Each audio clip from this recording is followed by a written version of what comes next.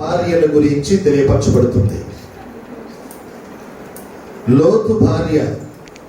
ఎందరో నీతిమంతులు ఉన్నారు, ఎందరో ధన్యత కలిగిన స్త్రీలు ఉన్నారు, గనులైన వారు గొప్పవారైన వారు ఎందరో ఉన్నారు.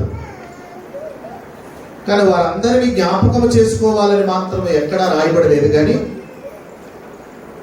కొన్ని సందర్భాల్లో నీతిమంతులను జ్ఞాపకం చేసుకునండి అని చక్కగా వాక్యం చెప్పబడుతుంది. కానీ ఇక్కడ ఎందుకో మరి లోతు భార్యను జ్ఞాపకం చేసుకునండి ప్రకటించబడుతుంది. ఈ అంత్యకాలంలో యేసుక్రీస్తు ప్రభువారు ఆయన రాకడల గురించి వివరిస్తున్నటువంటి సందర్భాల్లో లోతు భార్యను ఎందుకో సంఘానికి ఒక మార్గమును లేక ఒక హెచ్చరికగా ఆమె విధి విధానాలు ఎలాగున్నాయన్న దానిని కొన్ని సూచనలుగా ఇక్కడ మనకు తెలియపరచబడటం మనం చూస్తున్నాం.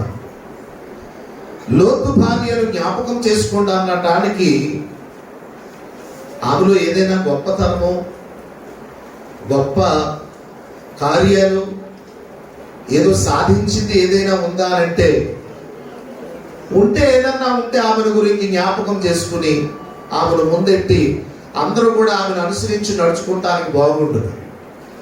తీరా చూస్తే లోతు భార్యని జ్ఞాపకం చేసుకున్నట్టు అంటే విచిత్రంగా చెప్పుకోవడానికి కూడా కొంచెం ఎలాగుందంటే ఇదేంటి ఇలాంటి స్త్రీని జ్ఞాపకం చేసుకోమని ప్రభువారు చెప్తున్నాడు అని మనం కొంచెం ప్రశ్నకు జవాబు అన్నది కొంచెం గలిబిలు అన్నట్టుగా కనబడుతుంటుంది. ఇదేంటి అలాంటి స్త్రీని జ్ఞాపకం చేసుకోమని యేసు ప్రభువారు చెప్తున్నారని మనం అనుకుంటాం.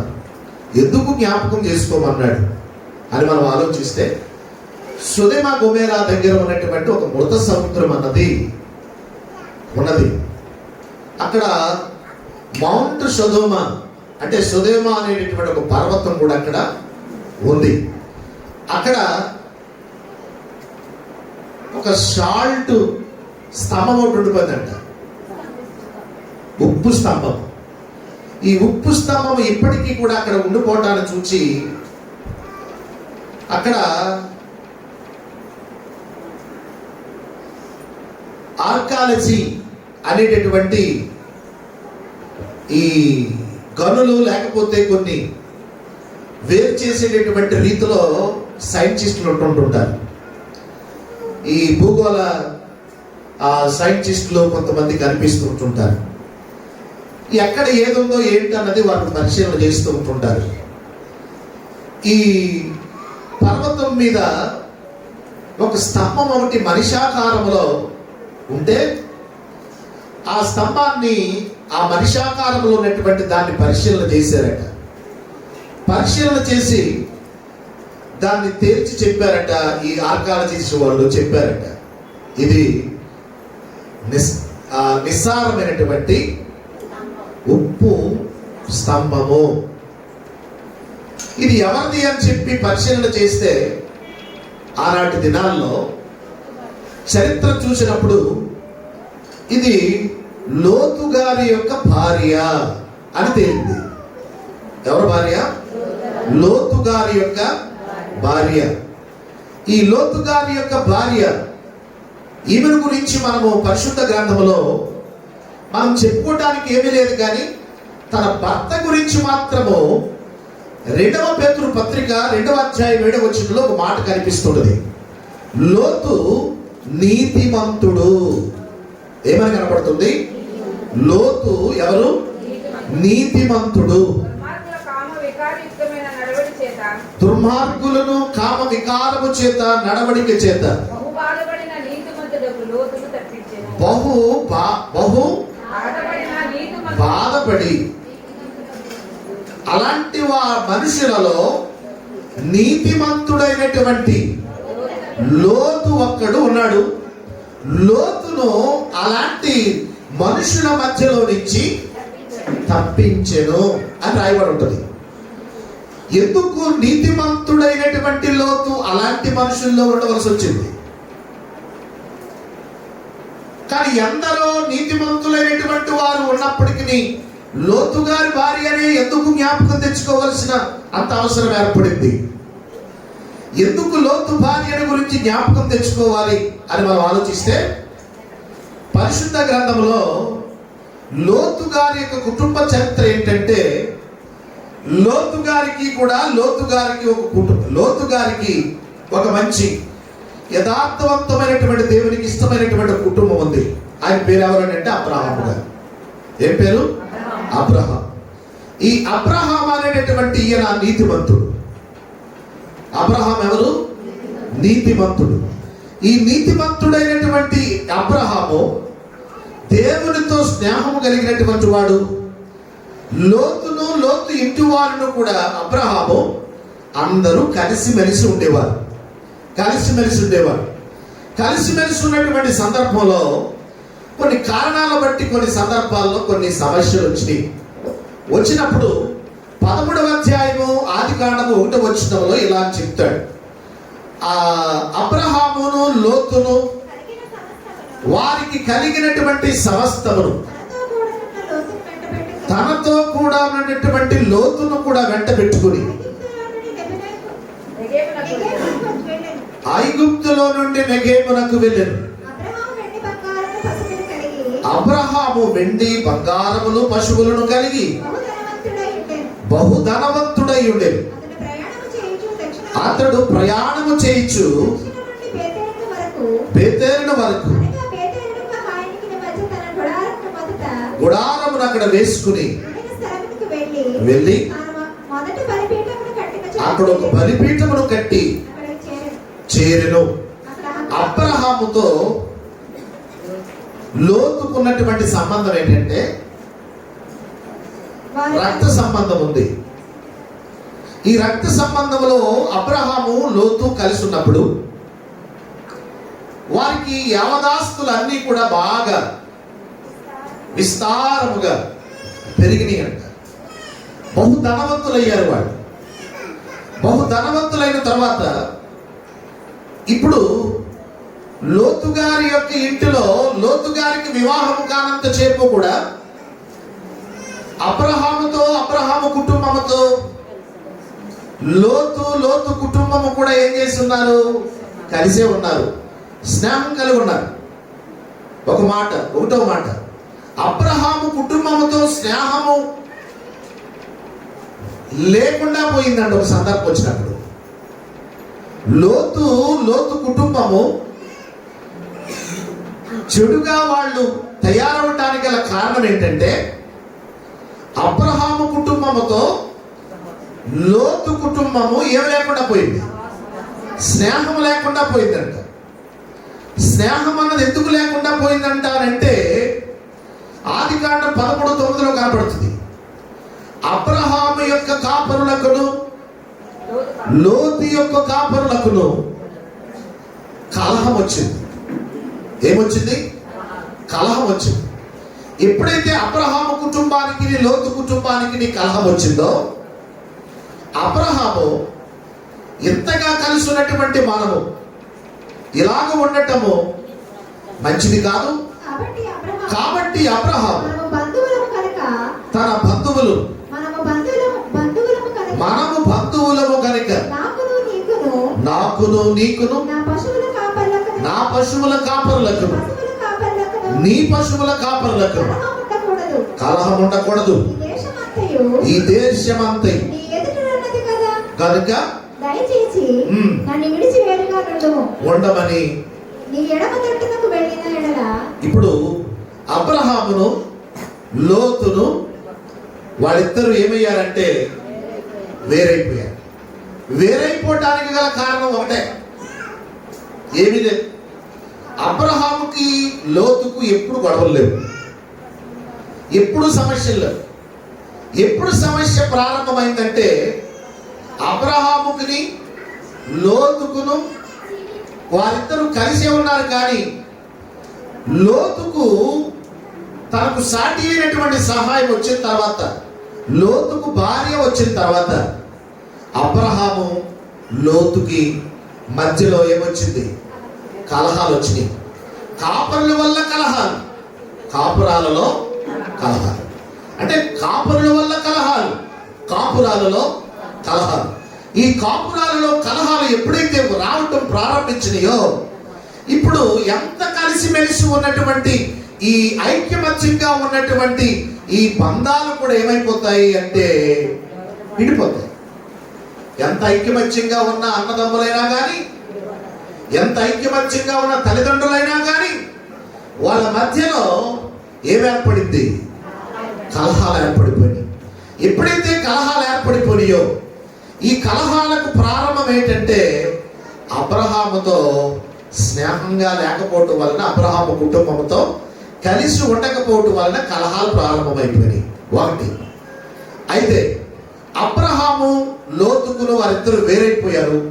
వారిద్దరు ఇప్పుడు పచ్చిక కలిగినటువంటి ప్రాంతాలలోనికి లోతు వెళ్ళిపోయాడు. బాగా ప్రవహించేటటువంటి, ఏరులై ప్రవహించుచున్నటువంటి మంచి తోటలు కలిగినటువంటి పచ్చిక కలిగిన ప్రాంతాలలోనికి లోతు తన వాటా తన పట్టుకెళ్ళిపోయాడు. మిగిలినదేమో అబ్రహాం తీసుకున్నాడు. అంటే ఇప్పుడు అబ్రహాము ఎబ్రోను ప్రాంతాన్ని తీసుకున్నాడు, లోతు సొదొమ గొమొర్రా ప్రాంతాన్ని తీసుకున్నాడు. అబ్రహాము తీసుకున్న ప్రాంతమేమో అది కొండల ప్రాంతము, అక్కడ ఏదో మెట్లు గుట్టలాగా ఉన్నది తప్ప అది ఫలించేటట్లుగా లేదు. కానీ లోతు తీసుకున్నటువంటిది మాత్రం అది చాలా పచ్చని ప్రాంతము, మంచి తోటలు కలిగినటువంటి ప్రదేశం. అది అలాంటి ప్రదేశాన్ని తీసుకుని వెళ్ళిపోయాడు. అబ్రహాము వెళ్ళిన తర్వాత ఏం చేశాడంటే, అబ్రహాముకున్న మంచి లక్షణం ఏంటంటే అక్కడ ఎక్కడికి వెళ్ళినా కానీ అక్కడ గుడారం వేస్తాడు, అక్కడ ఒక బలిపీఠం కడతాడు. ఇప్పుడు లోతు ఏం చేశాడు? అతడు పచ్చని ప్రాంతానికి, తోట ప్రాంతానికి వెళ్ళాడు, కానీ వెళ్ళిపోయి ఆస్తుల కోసం చూసుకున్నాడు. కానీ అక్కడ గుడారం కానీ, అక్కడ బలిపీఠం కానీ, అక్కడ నివసించడానికి ఇల్లు ఏర్పాటు చేసుకుంటున్నాడు, కానీ అందులో బలిపీఠం మాత్రం లేదు. ఇప్పుడు అబ్రహాముకి లోతుకు తేడా ఏంటంటే, అబ్రహాము దేవునితో సంబంధం గలవాడు, లోతు లోకంతో సంబంధం గలవాడు. లోకంతో సంబంధం గలవాడిగా మారిపోవడానికి గల కారణం ఎవరో తెలుసా? అబ్రహాముకి లోతుకి కూడా కలహాలు పెట్టినటువంటి గొడవలు కూడా అక్కడి నుంచి ప్రారంభమైనవి. ఇప్పుడు అబ్రహాము యొక్క సహోదరుడు కుమారుడైనటువంటి లోతు ఇప్పుడు ఏం చేశాడు? ఇడిపోయాడు. కలిసి లేరు. ఇప్పుడు అబ్రహాంతో కలిసి లేరు. వాళ్ళు వెళ్ళిపోయినా కానీ ఈ అలవాటు వాళ్ళకి లేదు. ఏ అలవాటు? దేవుని బలిపీఠం కట్టి అక్కడ ప్రార్థించేటటువంటి అలవాటు అస్సలు లేదు లోతు కుటుంబానికి. ఎందుకురా ఇలా తయారైపోయింది ఈ కుటుంబం మనం ఆలోచిస్తే, ఒక రోజున ఎందుకో కానీ అతడు బాగా సంపద కలిగిన వాడిగా ఉన్నాడు కాబట్టి ఆ లోతు ఉన్నటువంటి ఆ ప్రదేశంలో 5 ఆ దేశంలో ఆ ప్రాంతం ఉన్నటువంటి రాజులు వచ్చి యుద్ధం చేయడం ప్రారంభించారట. ఎవరితోని? లోతుతోను, లోతు కుటుంబంతో యుద్ధం చేయడం ప్రారంభించినప్పుడు అక్కడ అబ్రహాం అప్పుడు ఏం చేశాడంటే, నాకు ఎందుకురా నా దగ్గర నుంచి విడిపోయిన గొడవ, నాకు అవసరం లేదు, ఇలాంటి వాళ్ళు నేను పట్టించుకుంటూ ఏంటని వదిలేకుండాని ఏం చేశాడు తెలుసా? అబ్రహాముకి వార్త తెలిసి 300 మంది సైన్యమును తీసుకొచ్చి ఆ రాజులను తరిమివేశాడు. అంటే అబ్రహాము నన్ను పట్టించుకోలేనివాడు గొడవ నాకెందుకని వదిలేస్తే, నాతో స్నేహం లేనటువంటి వాళ్ళు గొడవ నాకెందుకు, లోతు భార్య కుటుంబము గొడవ నాకెందుకు అనుకుంటే, ఇప్పుడు క్షేమంగా ఉన్నామనుకున్నటువంటి ఈ సొదొమ గొమొర్రాలో ఉన్నటువంటి ఈ లోతు కుటుంబము ఎప్పుడో ఏమైపోరు? కనుమరుగైపోరు. కానీ అలాగ అనుకోలేదు అబ్రహాం.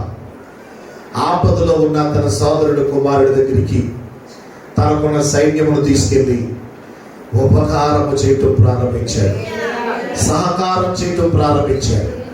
ఆపదలో ఉన్న వారిని ఆదుకోవాలని ప్రయత్నించాడు. ఎప్పుడైతే ప్రయత్నం చేశాడో ఆ ప్రయత్నంలో లోతు కుటుంబమును దండెత్తి దాడి చేయాలని వచ్చినటువంటి శత్రువులు పరిగెత్తుకుని వెళ్ళిపోయారు. ఇప్పుడు లోతు కుటుంబం ఎలా ఉంది చెప్పండి? సొదొమ గొమొర్రాలో క్షేమంగా ఉంది. దీని అంతటికి గల కారణం ఎవరంటే అబ్రహాము. ఎవరు? అబ్రహాం. ఈ అబ్రహాం అయినటువంటి ఈయన ఎంత మంచి పరోపకారం చేసినటువంటి ఈయన, అరే మనము ఇప్పటికైనా కానీ అబ్రహాము స్నేహమును విడిచిపెట్టకూడదన్న మాట మాత్రం లోతు కుటుంబానికి రాలేదు. రాకపోయేటప్పటికి అట్టుంచండి. మరలా ఏం జరుగుతున్నారు? వీళ్ళ తప్పులు చూడండి. ఎవరు? లోతు యొక్క కుటుంబం యొక్క, లోతు భార్య, లోతు కుటుంబం యొక్క తప్పుదేమో చూడండి. రెండవది, దేవునికి ప్రాధాన్యత ఇవ్వటం లేదట. ఒకటోది ఏంటో తెలుసా? అబ్రహాం కుటుంబంతో స్నేహం లేకుండా పోయారు ఒకటి. రెండవది, దేవునికి ప్రాధాన్యత ఇవ్వటం మానేశారు. దేవునికి ప్రాధాన్యత ఇవ్వటం అంటే ఏంటి? 13వ అధ్యాయం 18వ వచనం మాట. ఏం చేయటం మానేశారు వాళ్ళు? 13వ అధ్యాయం 18వ వచనం. మరియు షాలేము రాజైన, సరే అక్కడ కొన్ని విషయాలు ఉంటాయి, ఆ విషయం కాదు కానీ చెప్తుంటా. దేవునికి ప్రాధాన్యత ఇవ్వలేదట.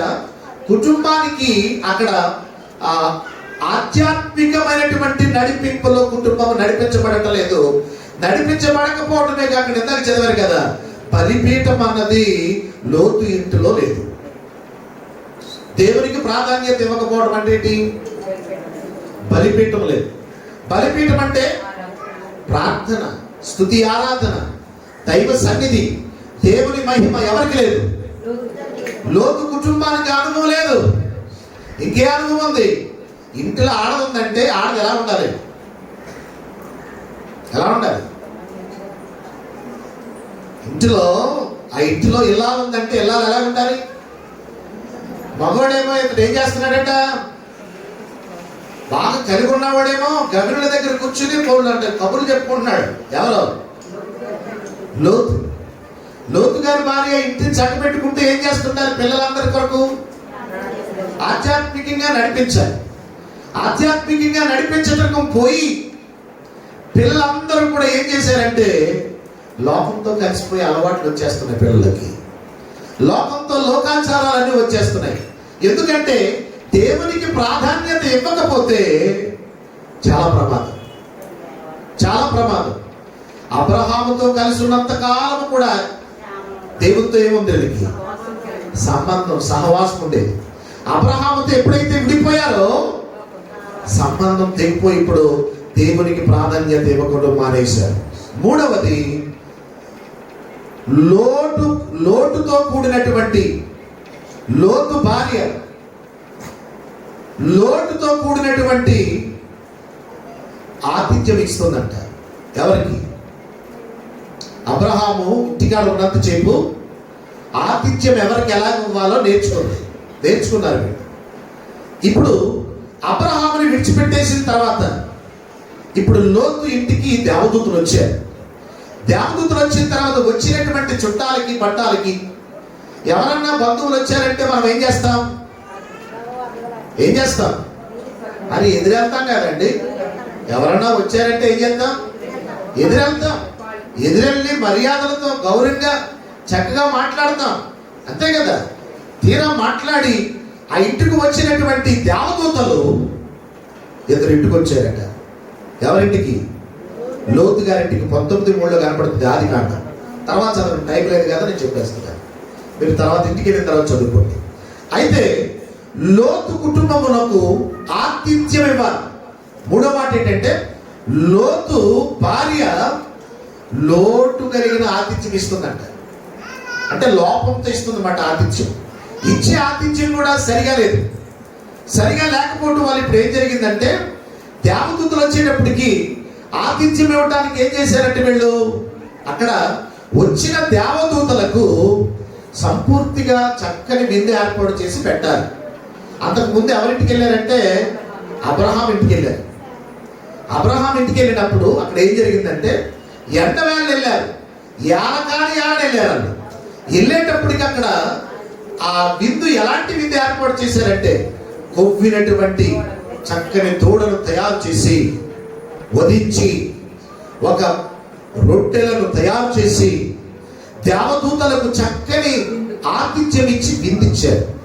ఆ విందుతో పాటు దేవదూతలు ఏం చేశారంటే మురుసుకుపోయి తన్మయమైపోయి ఏమివ్వాలి వీళ్ళకి ఎంత చేసినటువంటి ఈ ఆతిథ్యం ఇచ్చిన వాళ్ళకని, ఆతిథ్యాన్ని బట్టి వాళ్ళకి ఆశీర్వాదం ఏమివ్వాలని దేవదూతలు తక్షణమే చక్కగా రియాక్ట్ ఇచ్చేసి ఒకటే అడిగిన మాట, లోపల ఉన్నటువంటి తన భార్య శారా అప్పటికే వృద్ధురాలైపోయింది, అప్పటికే స్త్రీ యొక్క ధర్మము కోల్పోయింది, నిలిచిపోయింది, ఆమె శరీరం అంతా కూడా ఒడిలిపోయింది, పిల్లలు లేనిది. అప్పుడు వెంటనే దేవదూత అన్నాడు, నీకు మరుసటి ఆటకే నీవు చక్కని బిడ్డను ఎత్తుకుంటావు అన్న వెంటనే ఆ లోపల నుంచి ఆ ముసలమ్మ ముసుముసు నవ్వులు బోసు నవ్వులు తెగ నవ్వేసుకుందంటే ఎందుకంటే ఆతిథ్యం ఇచ్చింది అంతే. ఆతిథ్యానికి ఎంత ఆశీర్వాదమా, ఆతిథ్యానికి ఎంత సంతోషమా, ఎన్నడూ లేనటువంటి ఆనందం. ఈ ఇంటికి రండి. ఏ ఇంటికి? లోతు గారి ఇంటికి రండి. లోతు గారి భార్య ఇచ్చింది ఆతిథ్యం. మగవాడు బయట కబుర్లు చెప్తాడు తప్ప లోపల సంకపెట్టి అన్ని ఎవరు సంకపెడతారు? మాట్లాడరండి. ఆడవాళ్ళే ఇక్కడ కూర్చురా, తిన్నట్టురా, టీ పట్టురా, లేకపోతే అది పట్టురా, ఇది పట్టురా, అదొకటి ఇది ఉంటే ఆర్డర్లు వేస్తాను అంతే. ఎంతమంది అలాగ ఆర్డర్లు వేస్తే ముగ్గుల్లో పెట్టి పొడి చేసేవాళ్ళు లేరు. ఇలా లోపలికి అని చెప్పి ఎడపిడ వాంచేసి ఆడలు లేరా? అలాంటి తత్వం కలిగినటువంటి పరిస్థితుల్లో కూడా ఆలోచించకుండా నిజంగా లోతు గారి ఇంటికి వచ్చిన వెంటనే ఈ ఆడది ఏం చేసిందంటే పొంగల్ రొట్లీతో పెట్టేసిందండి. తింటారు పోతారంట. ఏ రొట్లు అయ్యి అక్కడ అలా కనపడుతుంది. మీరు చదువుకోవడం తర్వాత 19:3 కనపడుతుంది అన్నమాట. ఏ రొట్లు అయ్యి పొంగని రొట్టెలతో ఆతిథ్యం ఇచ్చేసింది. అంటే ఇప్పుడు ఆమె ఆతిథ్యమును ఇష్టముంటే తిను, లేకపోతే పోనట్టే కదా. ఆ ఆతిథ్యం ఎలా ఉంది? ఇష్టమైతే తిను, లేకపోతే పో, అంతే తప్ప నువ్వు ఇష్టం వచ్చినట్లుగా ఏదో టయానికి వచ్చేసి ఆతిథ్యం ఇచ్చావంటే ఇచ్చేస్తే కుదరదని మాత్రం ఎక్కడా కూడా ఏం చేయలేదు. విసుగు లేకుండా కోప్పడకుండా చక్కని ఆతిథ్యం ఇచ్చింది. ఆ ఆతిథ్యము చేత మరి ఈమె అలాంటి ఆతిథ్యం పొందుకుంది. ఇప్పుడు లోతు కుటుంబము సంతోషం చక్కని ఆతిథ్యం ఇచ్చిందా? ఎలాంటి ఆతిథ్యం అంటే ఇష్టం లేనటువంటి ఆతిథ్యం. మనం కూడా కొన్ని సందర్భాల్లో ఇష్టం లేనటువంటి వండి పెడితే వచ్చినోడు వెంటనే పోతాడని మనం ఏం చేస్తాం? ఏదో తీసి పెట్టేస్తాం. మరుసటి రోజు వెళ్ళిపోతాడు, సాయంత్రానికి వెళ్ళిపోతాడు చుట్టమని చెప్పి. ఇప్పుడు వచ్చినాయి ఎవరో తెలుసా? ఇంటికి దేవదూతలు వచ్చినాయి. వచ్చేటప్పటికి ఆ వండి పెట్టడం అడ్డొచ్చండి. ఈమె చేసినటువంటి పనికి. అదే కాకుండా ఇక్కడ వాళ్ళ ఇంటికి వచ్చినటువంటి ఆతిథ్యం తీసుకుందామని చక్కగా ఆతిథ్యం ఇద్దామనుకుని వచ్చినటువంటి వాళ్ళని కూడా వాళ్ళు ఉన్న ప్రదేశం కూడా ఎలాంటిది తెలుసా? కామంతో నిండిపోయిన ప్రదేశం. అది దేంతో నిండిపోయింది? కామంతో నిండిపోయింది. కామంతో నిండిపోయినటువంటి ఆ ప్రదేశాన్ని చూసిన వెంటనే వచ్చిన దేవదూతల్ని కూడా పాడు చేయడానికి కామం ఎక్కువైపోయి, కండకావరం ఎక్కువైపోయి, కళ్ళ కావరం ఎక్కువైపోయి దేవదూతలను కూడా పాడు చేయడానికి ప్రయత్నించారు. అదే ఆ దుర్మార్గమైన ఆ సొదొమ గొమొర్రా ప్రజలు. అంత భయంకరులు. ఇప్పుడు మొదటి మాట ఏంటి? అబ్రహాం కుటుంబంతో స్నేహం పోయింది. వీడు ఎలా తయారవడానికి గల కారణం అదే. లోతు కుటుంబం అలా తయారవడానికి, లోతు భార్య లోతు కుటుంబం కూడా అలాగా తయారవడానికి గల కారణం స్నేహం పోయింది. రెండవది అమ్మా, దేవునికి ప్రాధాన్యత లేదా ఇంట్లో, లోతు గారింట్లో. ఆ ఆడటానికి అసలు దేవుడు అన్నమాట కానీ వెనక్కి చూడొద్దు అన్నప్పుడు ఏం చేయాలి? వెనక్కి చూడకుండా ఉండాలి కదా. అంటే ఇప్పుడు ఎంత నిర్లక్ష్యం చూడకు, వెనక్కి చూడకంటే వెనక్కే చూసింది కానీ ఎందుకు చూడొద్దు అన్నారు అన్నది ఆలోచించిందా? ఈరోజు ఎంతో మంది రక్షణను ఏం చేస్తున్నారు? నిర్లక్ష్యం చేస్తున్నారు. ఎప్పుడైతే రక్షణ ఎప్పుడు పత్రికలో ఒక మాట ఉంటుంది, ఇంత గొప్ప రక్షణను మీరు నిర్లక్ష్యం చేసిన ఎడల మీరు ఎలాగునా ఏం తప్పించుకుంటారు? రాబో ఉగ్రతను మీరు ఎలాగ తప్పించుకుంటారు? తప్పించుకోవడానికి మార్గం ఏంది? దేవుడి దగ్గర నుంచి. మనుషులు ధనాన్ని బట్టో, ఆస్తిని బట్టో, అంతస్తులను బట్టో, బలమును బట్టి అతిశయపడుతూ ఉంటుంటారు. కానీ దేవుని పట్ల మనం ఉన్నామని అన్నప్పుడు ఎంత లక్ష్యం పెట్టేటటువంటి వారిగా ఉండాలి దేవుని విషయంలో. కానీ తీరా చూస్తే నిర్లక్ష్యము ద్వారానే ఎవరిది? లోతు భార్య రక్షణను నిర్లక్ష్యం చేసింది. 4. 5వది 19వ అధ్యాయం 14 వచనం, లోకాన్ని ఇంటిలోకి తెచ్చిపెట్టుకుంది. ఏం తెచ్చిపెట్టుకుంది? లోకాన్ని ఇంటిలోకి తెచ్చిపెట్టుకుంది. అసలు లోకాన్ని ఇంటిలోకి తెచ్చిపెట్టుకోవడం అంటే ఏంటంటే అయ్యారు అంటారా మీరు? నేను చెప్తానండి. ఆ సుదేమ గోమేరాలో ఉన్న కుర్రోళ్ళని వాళ్ళ పిల్లలకి అల్లుళ్ళుగా చేసుకుందంట, మాట్లాడేసుకుందంట చుట్టారు. కానీ ఎవరిని? 19:14 కనపడుతుంది. తర్వాత చదవండి. ఎవరు తెచ్చిపెట్టుకుంది? అన్యులతో 1000 మంది వేసుకుందండి, చుట్టారకం కలిపేసుకుంది. ఆయనతో సంబంధం లేదక్క, ఈవిడ కలిపేసుకుంది. ఏమండో కొన్ని సందర్భాల్లో చూడండి, మనం కూడా ఎక్కడికన్నా పెళ్లిళ్ళు చుట్టానికి కానీ కాపురాలు నిలబెట్టడానికి కానీ ఎక్కడికన్నా మనం వెళ్ళినప్పుడు ఒకటే అంటుంటాం, చాలా జాగ్రత్తగా మాట్లాడాలి. అందుకే లోతు భార్యని జ్ఞాపకం చేసుకోమని దేవుడే చెప్పాడు. ఎందుకో తెలుసా? లోకాన్ని తెచ్చిపెట్టుకుంది. మనం ఏమంటాం? ఒక్కొక్కసారి మన భర్తను నిర్లక్ష్యం చేస్తూ ఉంటుంటాం. భర్తను నిర్లక్ష్యం చేసి ఏమంటామంటే ఆడు గొడవ లేదు, అంతా నేనే చూసుకుంటానంట. ఏమంటాం? అది ఆడు గొడవ లేదండి, అంతా నేనే,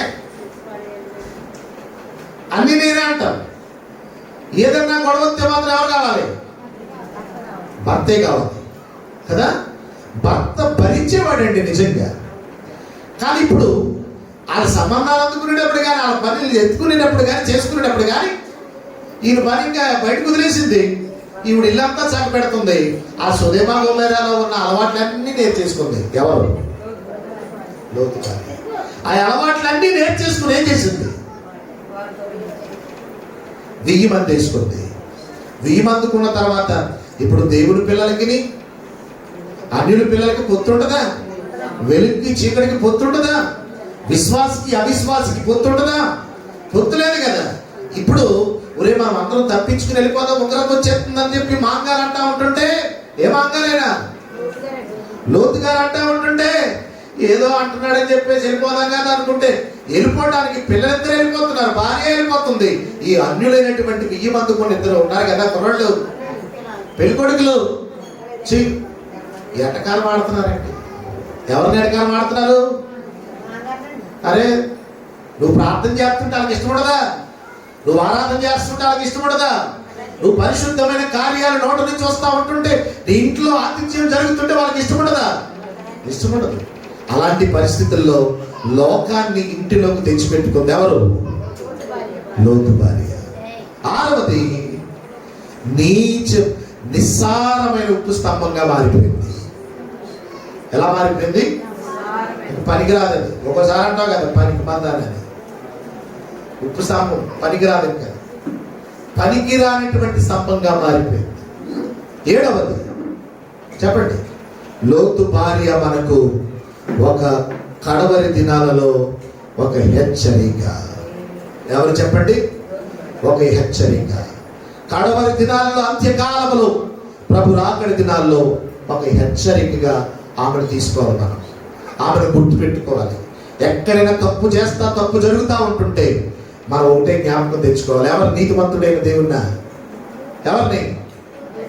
లోతు భార్యని జ్ఞాపకం తెచ్చుకోవాలి. కొన్ని సందర్భాల్లో మీరు ఉంటారు కదా, ఇగో బాబా ఆ ఎమ్మ కూడా అలాగే చేసిందిరా అంటారు. ఉదాహరణగా మంచి చేసిన వాళ్ళ గురించి చెప్పరు, చెడ్డ చేసిన వాళ్ళు చూపిస్తారు, ఎత్తి చూపిస్తుంటారు. ఇప్పుడు లోతు భార్యను ఏం చేయట్లేదు, వీళ్ళు మంచిదంటలేదు.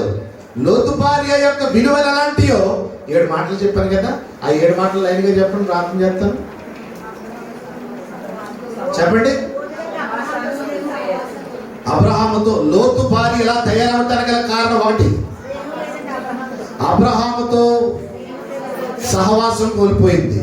2వది, లోతు కుటుంబం అలాగే తయారవటానికి దేవునికి ప్రాధాన్యత పోయింది, ఇవ్వటం మానేశారు. 3, ఆతిథ్యం ఇచ్చుటలో లోటు కలిగించింది ఆతిథ్యం. 4, రక్షణ పట్ల నిర్లక్ష్యం. 5, లోకాన్ని ఇంటిలోకి తెచ్చిపెట్టుకుంది. 6, నిస్సారమైన ఉప్పు స్తంభంగా మారిపోయింది. 7, లోతు భార్య ఈ కడవరి దినాల్లో మనందరికీ ఒక హెచ్చరిక. ప్రార్థన చేసుకుందాం. ప్రభువా, నీ పాదాల దగ్గరికి మేము వచ్చాం, నీ సన్నిధిలో మేమందరము ప్రభువా